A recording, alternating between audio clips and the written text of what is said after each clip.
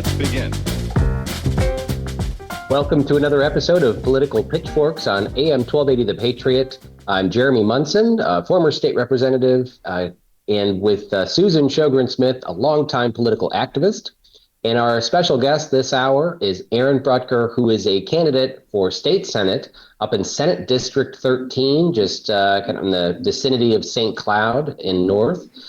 He is seeking to replace retiring state senator Jeff Howe. And this is also the same district that on the House side that Lisa Damuth currently represents. So, Aaron, welcome to the show. And as we ask all candidates who are running for office, tell us a little bit about yourself and why you are running. Hey, good morning. Thanks, Jeremy. I am the endorsed Republican candidate for Senate in Senate District 13. I am a father of four, a husband, and just a concerned citizen who's sick and tired of the direction our state's going. I've been involved in politics in the Republican Party since the 2012 election season. I got involved to help push for Ron Paul back then as part of the Liberty Movement. And I was one of the stubborn folks that stuck it out and took things seriously. I was on the executive board for my BPOU from 2012 all the way through 2025 when I announced that I was running. I was the chair of the district from 2017 through 2023, and I've been a delegate at all the levels except for national, most election cycles. Yeah, and I remember when you reached out to me out of the blue, the first time I talked with you, I was being primaried by the establishment. It was just after we started the new House Republican caucus, and your BPOU wanted to send me money, and I had not met you before. And I know that some of the establishment legislators in your district were upset that you were sending money to me. But you supported my principles in supporting single subject bills and some other issues of liberty. And so I really appreciated you taking a stand on principle back then.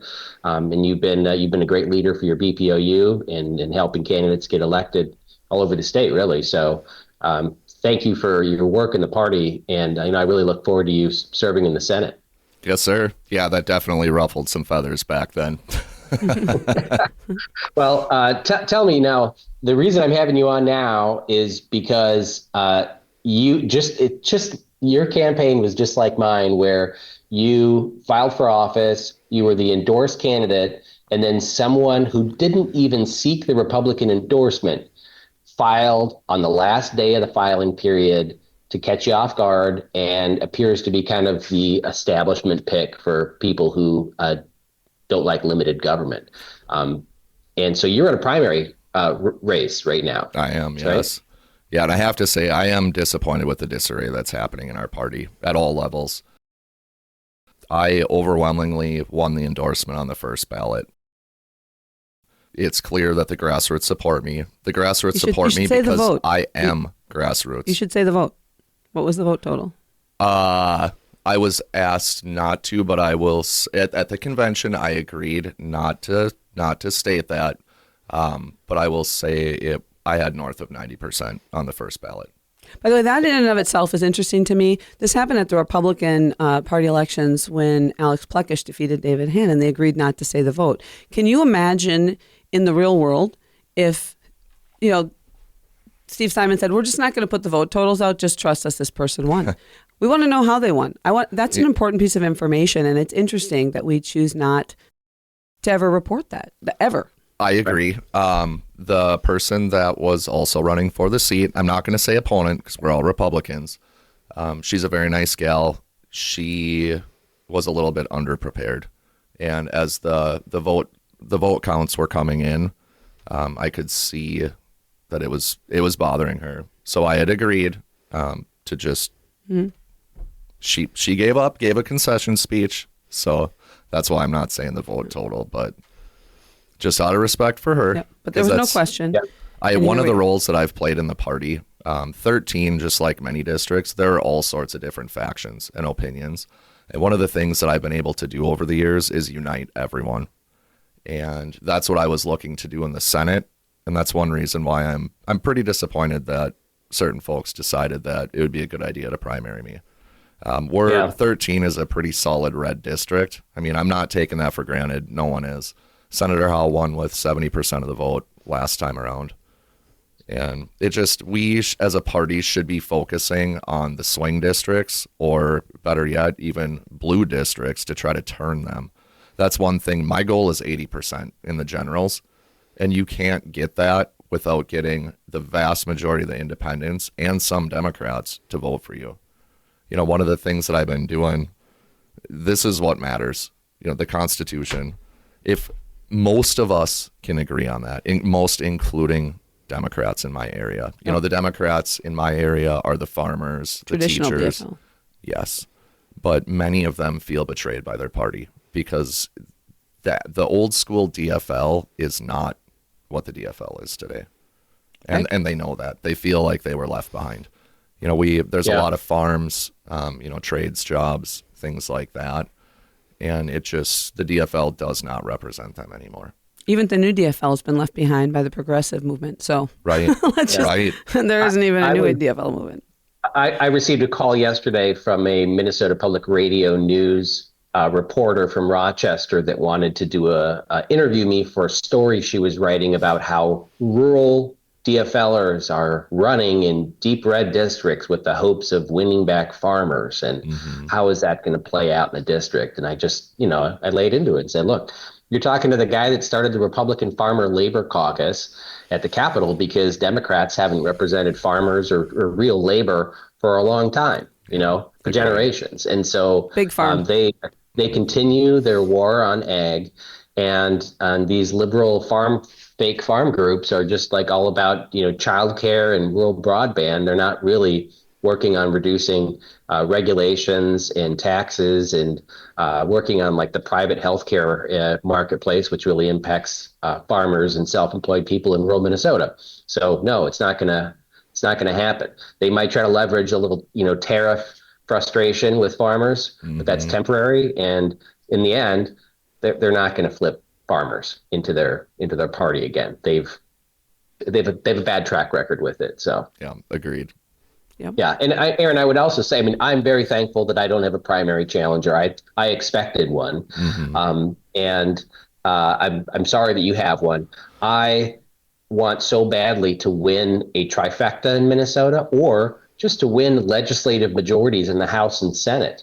And I don't think the House is going to win because they are also out primarying people. And even though I don't believe the leadership in St. Paul is against you, it's frustrating to see some of the people in St. Paul probably supporting your opponent because they want someone who's going to be a yes person in St. Paul. And they're focusing on primarying people, and they're going to put resources into these districts instead of going out and trying to win the majority. Yes. And in you and Senator Wiesenberg's districts, they probably will spend $200,000 of Republican donor money on both sides of those races, instead of going out and trying to win St. Cloud and helping Bernie Perryman, helping up in Moorhead, and up in the Iron Range. These are the districts we need to win to be in the majority. And when our candidates are endorsed, they still primary us. If the establishment beats down a grassroots candidate, and there's even anybody talking about supporting the grassroots candidate, they come down on us like, you know, you guys are dividing us. We need to get together. Well, we got our candidates endorsed this time, right? And they're still fighting. Right. And, you know, like I was speaking about earlier, my track record within 13, I have been trying desperately to unify people for the better part of a decade and a half. And I've been pretty successful. So the Star Tribune had issued a couple attack pieces against me. And that's what apparently prompted leadership to find someone to primary me. Interesting. The Star Tribune's doing an article on you. That sounds like a well-planted article. Who did they quote? I wonder. I should look it up. They ended up finding just the initial police report that my ex gave. So without going into too many details, we had gotten into an argument. I had told her that I was going to be filing for custody, and she assured me that would not happen. So, well, let's get into this in the next segment. We're going to head to break here. You're listening to Political Pitchforks on AM 1280 The Patriot.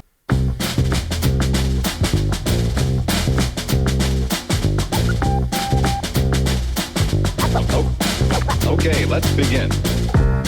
Welcome back to Political Pitchforks on AM 1280 The Patriot. I am Susan Smith here with Jeremy Munson and also Aaron Brutger, who's running for Senate, SD 13 up near the St. Cloud area.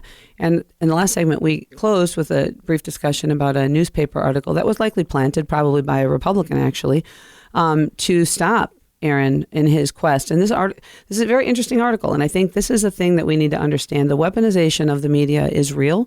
And Republicans often use it. There's a group of Republicans that do this, and to undermine really grassroots candidates over and over again. And so in 2009, there was a police report filed, and you were seeking custody of your kids. And the intimation here in this article is that you did something terrible. You pled guilty to. But when did you get custody of your kids? That's the real question. I did, but to be clear, I pled guilty to disorderly conduct. Yep. The other charges got dropped, and that doesn't just happen in courts. I had told the sheriff that, I yelled at her. I'm now 42. I was 26 at the time, and I've learned some things the hard way in life. One of those things is when a woman is angry, it does not work to try to tell her to calm down. So I've learned a few things over the years, but the charges got dropped. I ended up paying a $50 fine, and I got full custody of my kids less than 2 years later. And I want to be clear. And that's what matters the most. Yes. When you say that there could have been accusations, but in the end, you got full custody of your children less than 2 years after this incident. Correct. That convinces me that you're a great dad. You went through being a single father. You probably got great life experiences in that realm that are going to help you in legislation at the Capitol. We need people in St. Paul who have lived life and have stories to tell and experiences and have been impacted by the laws and regulations and rules and taxes and everything else in our state. So I think that's a great story. That it's one of the primary reasons why I'm running. Michelle Fischbach was my state senator at the time, and I went to her and was trying to get her to push for a bill for equal rights for parents, regardless of marital status, because that's what's best for the kids. It's not what's best for mom or what's best for dad. The idea is what is best for the kids. And ideally, children that are raised in two-parent households, that is the best. However, life isn't always rosy. Things don't always work. And in those instances, one parent or the other should not be removed unless absolutely necessary. So the legal presumption should be 50-50 custody for both parents. And then from there, there is always mediation. And then ultimately, if mediation fails, then court. But it should be in that order. If the legal presumption was 50-50, there are some states that have tried this. I believe it was Kentucky did this a number of years ago, and their divorce rates plummeted. It removes the weaponization of child custody from the mother, and can we just explain to listeners? Because many people would say, well, isn't there a presumption of 50-50? Isn't that the start? No. And my understanding is the courts start with the woman, the mom getting 50% and the father getting 25%. And that's where the discussion starts. So is that your understanding too? No. So actually, if you are unwed in Minnesota at the time of the birth of your child, you sign this piece of paper called the recognition of parentage. Custody lawyers refer to it as the rope order. On that, it states that as the father, you're 100% financially responsible for the children, but have 0% rights until you go to court to fight for it. So if you're wed and you're getting divorced, typically it'll be 50% legal for both parents, but the physical custody normally goes to the mom. And then there's the presumption that there's visitation. So you do have visitation rights, but every other weekend is not 50% of the time. Right. And I think it's not. Again, the presumption should be 50% legal, 50% physical. And there are going to be situations where that just doesn't work. But we need to bring back self-accountability, and you have to do what's best for your kids. Now, what's best for your kids. If you work 3 hours away, it might be better as the father. It might be better for the mom to have the kids more.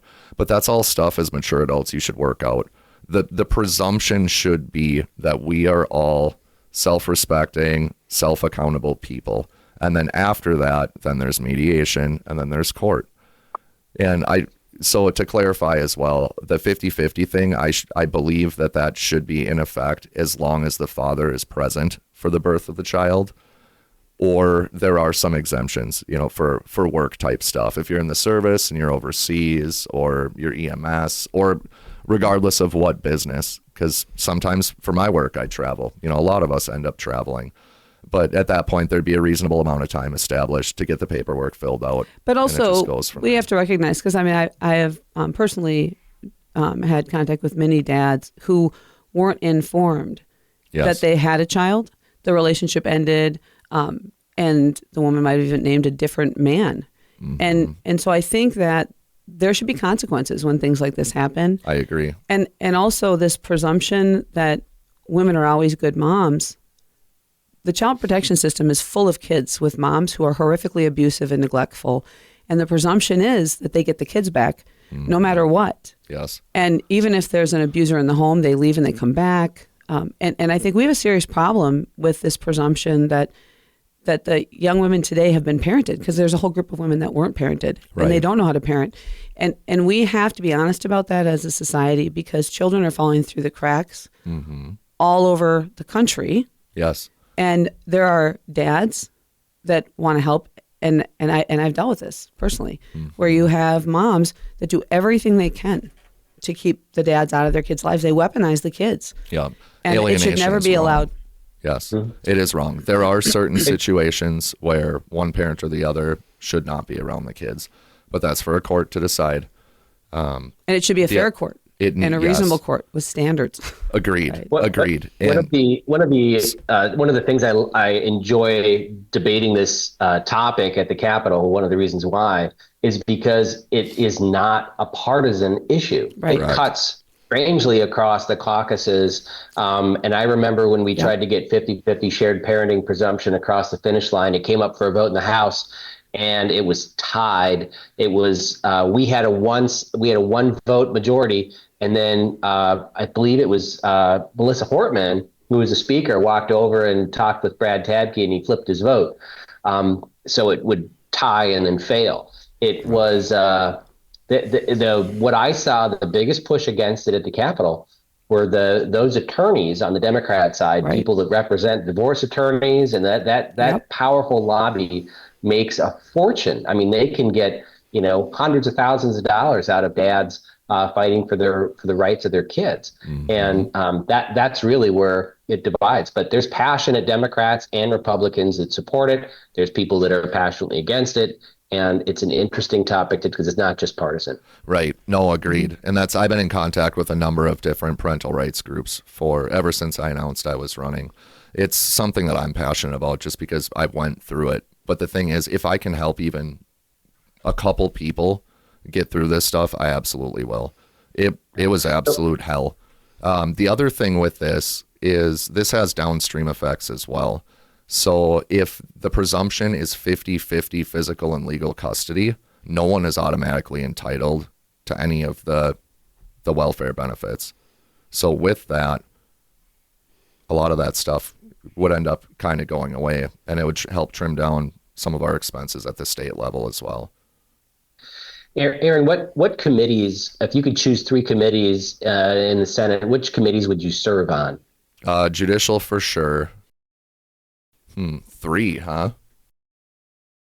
Assuming we get the majority, yeah. Right. I'm leaning towards judicial. I guess I'm not sure about what I would want for the other 2. Okay. All right. I probably could have given you the question. Are there any that you wouldn't want to be on? No, I'm open to anything. There's so many issues that we have to address in our state that I will help anywhere I can. Yeah, I think there's no shortage of problems. Yeah, agreed.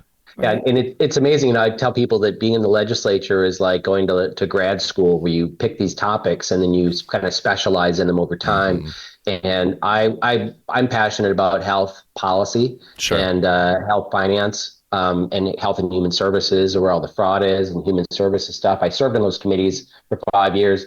I was thrown on the energy committee, which wasn't my topic, but I thoroughly enjoyed learning about energy policy. And, I've really become kind of an expert and did deep dives into understanding where we are going wrong with energy policy, and what the path forward should be. And I served in the agriculture committees, which isn't a huge piece of the state agencies, but it's good for some of the programs that come through, and a lot of the regulations on farmers. For sure. But yeah, you pick your topics and what you're passionate about, and how you can add to those committees, and helping shape the policy, because that's really where most of the work is done, is in committees. Stuff that comes to the floors, I mean, you can stand up and argue, but it's mostly theatrics. Right. We can get into that in the next segment, talk about kind of the legislative process and how broken that is. Mm-hmm. Yeah, that's a great topic, how broken it is. But It is. Some good, strong voices in the Republican Party would help maybe to unbreak it. That's the plan. Just Right. following the Minnesota Constitution, Article 4, Section 17 would be a real good start. And there's also Right. And Yeah. the state elections, the state government and elections committee is also pretty, I would be really interested in serving on that, because we have a lot of work to do to improve our elections. And especially if we took the majority in the Senate, or in both the House and Senate, we could push through a lot of changes in elections to help bring about more faith in people's faith in elections, and through that, their faith in government. So Yes, sir. we'll go to a break here. When we come back, we'll get into more with State Senate candidate Aaron Brutger from District 13A, or Senate District 13. Yeah. Sorry.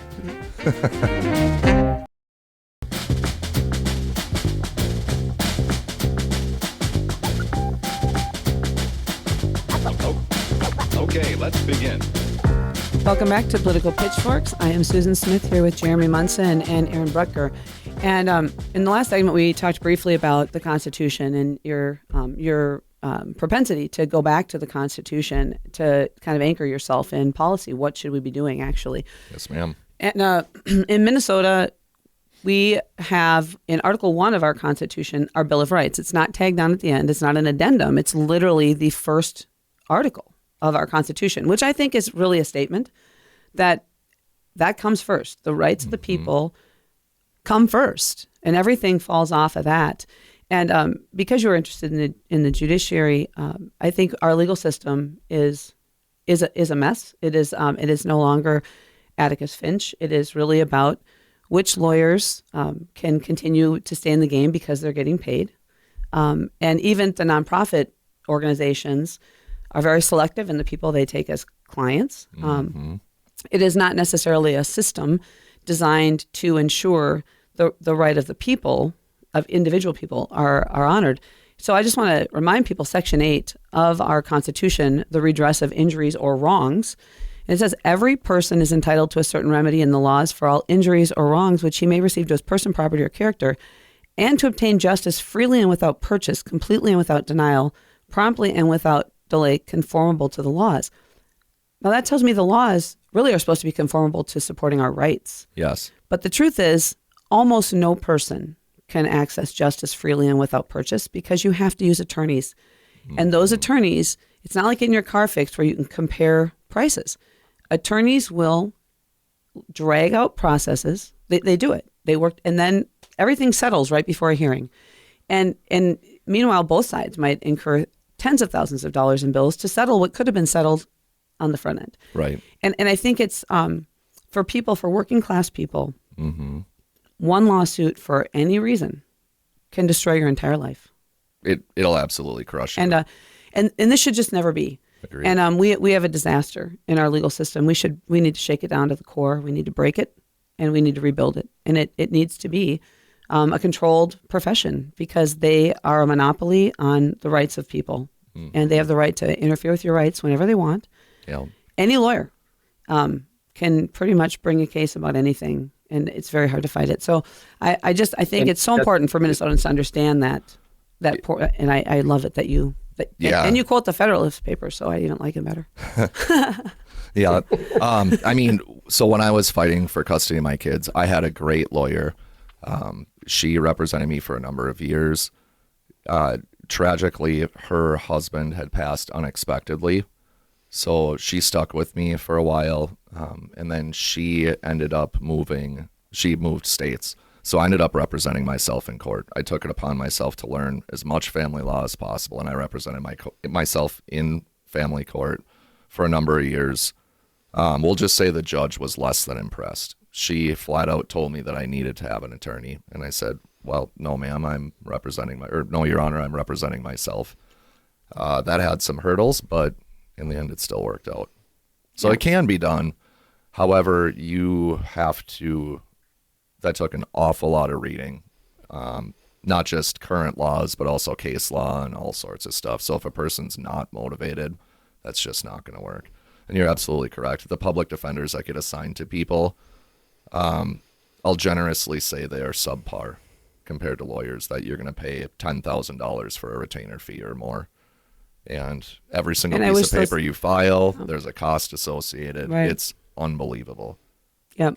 And just because you pay $10,000 doesn't mean you're going to get competent representation, and No. the system is broken. It's just Right. a broken system. Well, and and even if you're dragged into the legal system, if someone claims you did something or, Right. a situation where you're filing for custody, there's seemingly no recourse to get that money back that you had to pay for the attorney.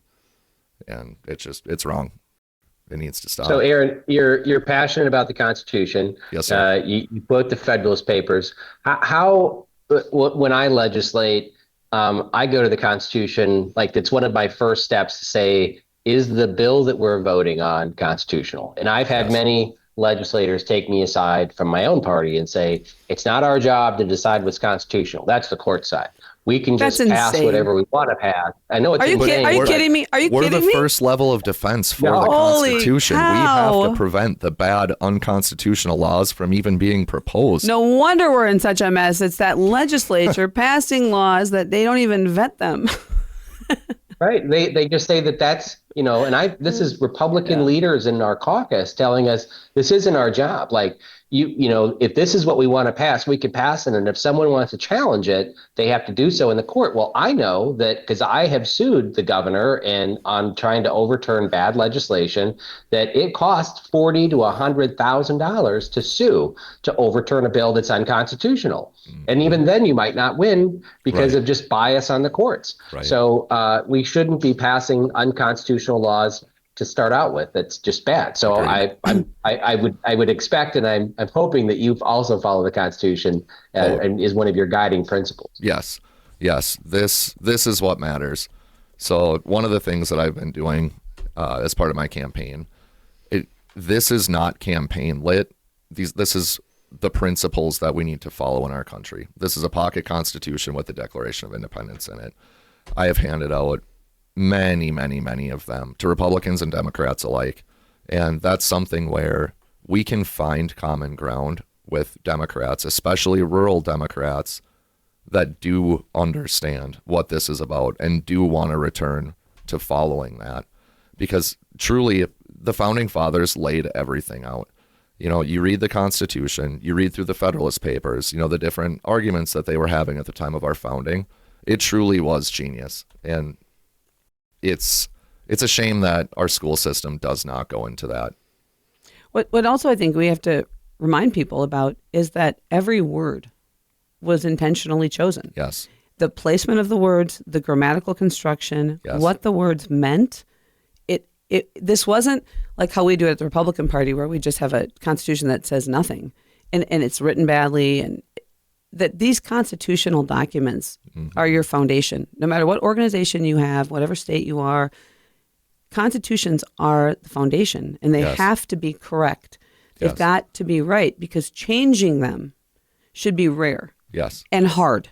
Agreed. And difficult. Yeah. And because it should be right. And I think when people read it, if you actually read it, it makes sense. It does. Yeah. It absolutely does. I mean, it just makes sense. how many people in our state even know we have a Minnesota Constitution?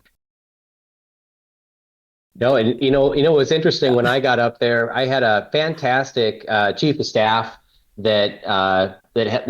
read through the Minnesota Constitution. Like he was just like, let's just start with the Constitution and understand what we are required to do as a legislature, right? And there's a few things in there that we're required to do. But when we started talking about civil liberties and rights, he said, the Minnesota Constitution doesn't have a freedom of speech provision like we have in the federal Constitution. It only protects the speech of legislators and the media, but not the public. And the reason why this is important, that if you want to challenge freedom of speech, you have to sue in federal court. You can't sue in state court. Yeah. And so you're talking about a much longer adjudication process, much more expensive. And when it comes to campaign issues, freedom of speech, free speech on college campus, these, it should be in our state constitution. So I carried a constitutional amendment to add freedom of speech into our constitution.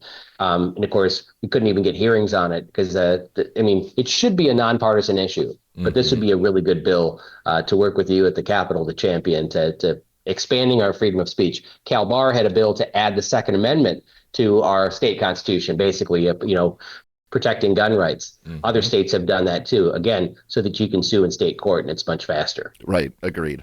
Yeah, I'm a huge proponent for just constitutional carry, castle doctrine, and stand your ground.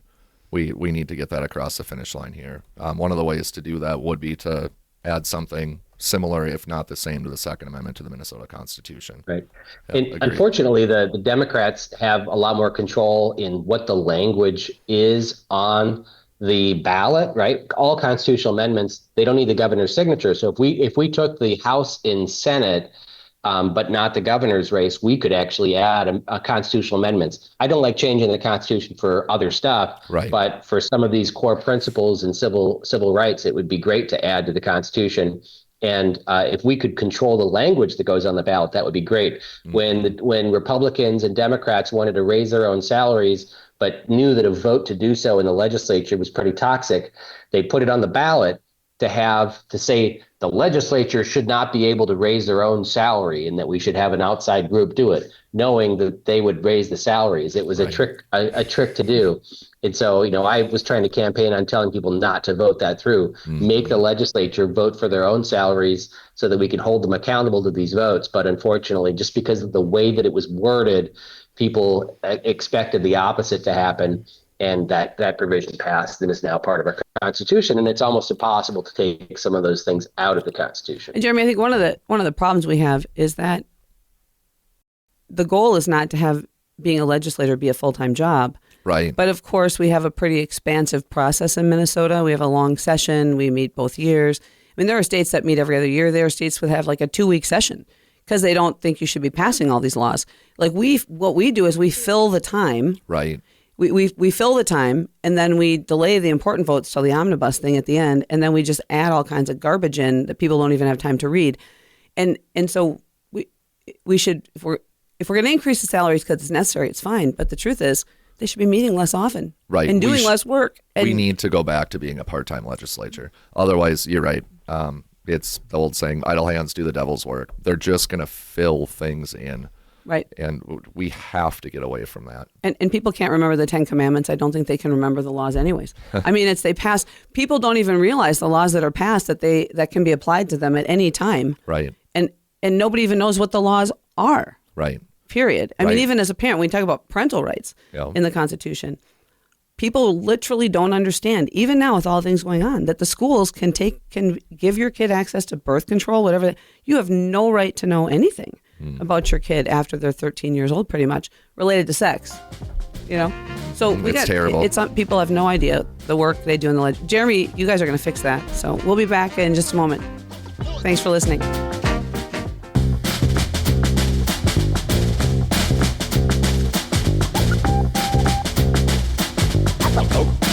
Okay, let's begin. Welcome back to Political Pitchforks on AM 1280 The Patriot. We are here today with Aaron Brutger, state Senate candidate here in Minnesota's Senate District 13. Been getting to know him, and when I talk to you, Aaron, when I talk to other people about your campaign and how important it is that you win, and how much I like you, some of the people come back and say, "Is that the guy with the lip ring?" You have a lip ring, and I remember talking to you at State Central in December, and I said, "Are you planning on keeping your lip ring in? Maybe you should take it out, to appease some people." And you gave me the best answer ever. You said, "If I take out my lip ring to appease you or pretend that I'm someone that I'm not." How do you think I'm going to react if leadership comes to me and asks me to vote for some crappy omnibus bill? And it really showed me that you are principled, unwavering. You are who you say you are. You're authentic. And it convinced me all the more to support you in your campaign because I like to see very much like Cal Barr is the way I see it, where Cal Barr has a steel. He's unwavering. Nobody can tell him how to vote. I've had lobbyists call me and say, "Hey, can you talk to Cal about this bill? I really think." I'm like, "No, you know how Cal's going to vote, and the last thing I will do is tell him how to vote or how he should vote." So I like that about you. Yeah. I mean, I've had these piercings since I was 18. I was born and raised in Stearns County. I've been playing in bands since I was 16, and they never really affected me in the private sector. And I kind of forgot that I even have them, to be honest, until I started running and all sorts of people started pointing it out. And, I've told the people the same exact thing that I told you. It has been kind of fun on Facebook.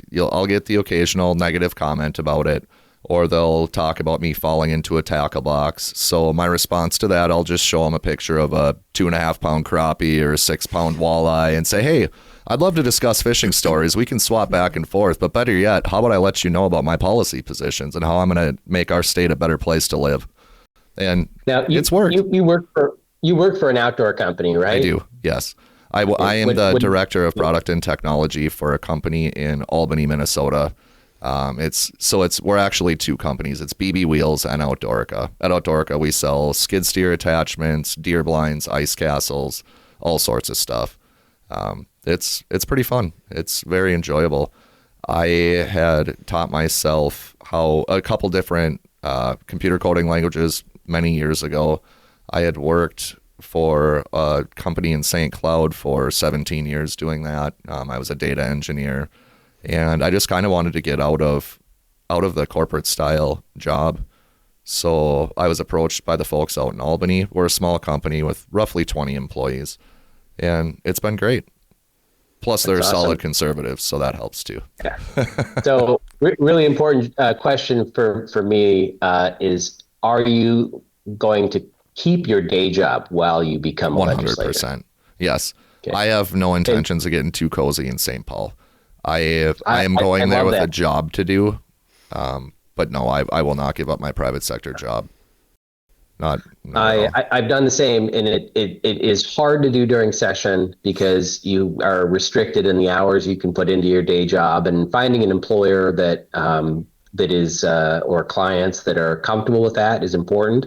But I have watched so many good legislators quit their day job, and as soon as they do, then their legislative job becomes their bread and butter.